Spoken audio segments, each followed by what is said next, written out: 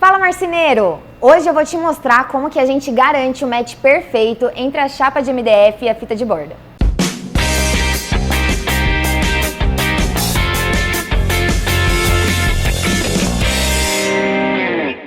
Eu sou a Yara e eu faço parte do time do QG do Camaleão. Já temos um vídeo aqui no canal, lá no setor de extrusão, quem que lembra? É lá que a maior parte das características da fita de borda e as suas propriedades de aplicação são obtidas. O próximo passo é o setor de impressão, onde o Camaleão ganha personalidade. E tudo começa com a bobina de laminado que foi produzida lá na extrusão. Nos dias de hoje, seria perfeitamente normal esperar que imprimir um padrão de fita de borda fosse como imprimir algo do nosso computador. Escolhe o arquivo, dá um Enter e tá lá. Mas o mundo da impressão de materiais para a produção de móveis é bem diferente disso. Seja na impressão do papel decor, aquele que reveste o MDF, ou na impressão da fita de borda, que faz o acabamento dos cantos. Achou que era fácil produzir um camaleão? Primeiro, vamos entender como funciona a tecnologia da impressão por rotogravura. Confere esse VT.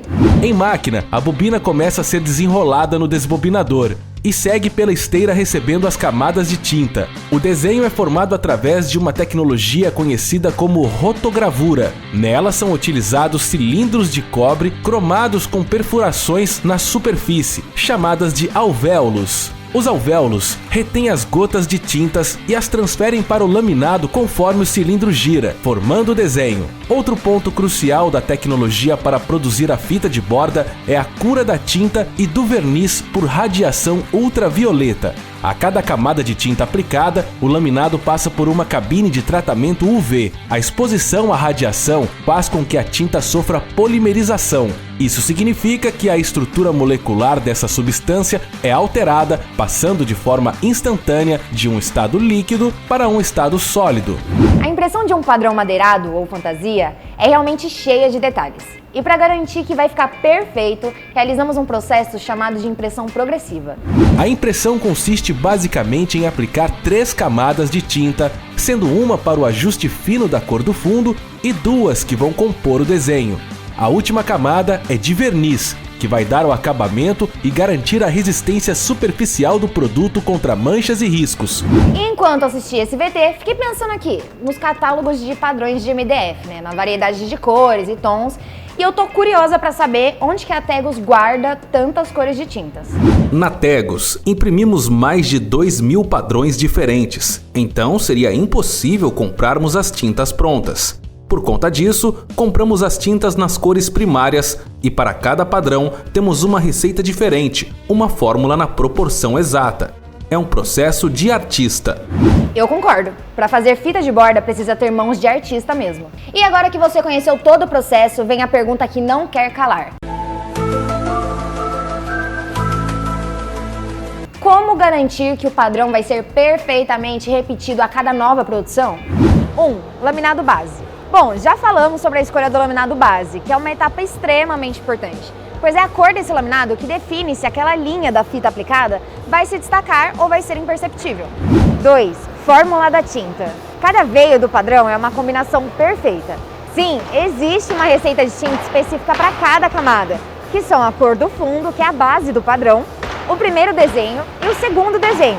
Em máquina, o nosso time realiza o acerto de cor. O operador tem que ter o olho bem treinado para enxergar todas as cores e as suas variações. E parte desse treinamento é a realização constante do teste de Mansell, que verifica se o colorista tem aptidão para enxergar todas as cores corretamente. 3. Conferência da cor no espectrofotômetro. Calma, estamos falando desse equipamento aqui.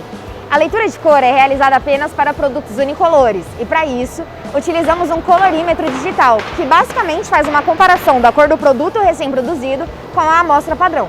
4. Controle do desgaste dos cilindros de impressão. Embora os cilindros sejam revestidos com cromo duro, que protege mecanicamente e mantém a definição da imagem, com o tempo eles também desgastam, pois parte desse material acaba se perdendo com o atrito entre a superfície do cilindro e a lâmina de aço. Como a tinta fica dentro dos alvéolos do cilindro, quando há um desgaste naquela região, a quantidade de tinta aplicada fica um pouco menor. E aí fica visível, pois quando comparamos o desenho que teoricamente deveria ser depositado no laminado com o que realmente foi depositado, a gente enxerga que os desenhos são diferentes e ocorre uma perda de definição na imagem. Essa é a hora de realizar a manutenção por meio da regravação do desenho do cilindro. 5. Ajustes na unidade de impressão. Se imagine passando uma faca na manteiga. Se você deixar a lâmina muito em pé, vai marcar muito. Por outro lado, se deitar bem a faca, ela consegue correr suavemente sem fazer grandes marcas. Na unidade de impressão é a mesma coisa. Quando ajustamos a lâmina das facas de raspagem em um ângulo muito grande, deixando apenas a ponta da lâmina em contato com o cilindro, aumentamos a definição da imagem, mas grande parte da tinta é removida. Agora, se deitarmos a faca, aumentamos a passagem de tinta, o que deixa o desenho mais borrado, mas também permite uma aplicação maior. Ou seja, a regulagem do ângulo das facas interfere muito na definição da imagem do produto. Uma outra regulagem importante é a pressão do laminado. Quanto maior a pressão, mais a borracha do equipamento é forçada a se conformar de acordo com a textura do laminado base. A parte positiva é que com mais pressão é possível aplicar a tinta mais fundo no relevo. A parte negativa é que, como um carimbo, quanto mais você força a aplicação, mais o desenho se deforma e menos definição você tem. Pois é, existem vários fatores que podem alterar o produto. E por isso, existe uma ficha técnica com todos estes parâmetros pré-definidos que orientam o operador a produzir um padrão exatamente como a amostra aprovada. 6. Controle de camadas de verniz.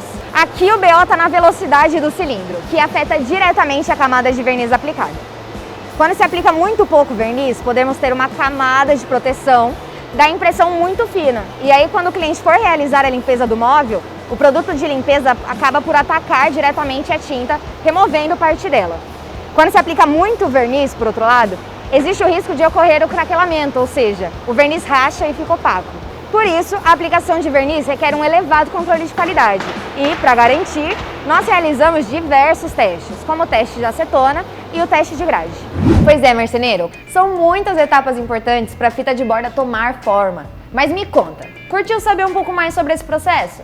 Se ficou com alguma dúvida, deixa aqui nos comentários que a gente te ajuda. Aproveita e já se inscreve aqui no canal e compartilha com aquele seu amigo marceneiro, hein? Aqui no canal tem vídeo novo sobre fita de borda, colagem e acabamentos de móveis chegando toda semana.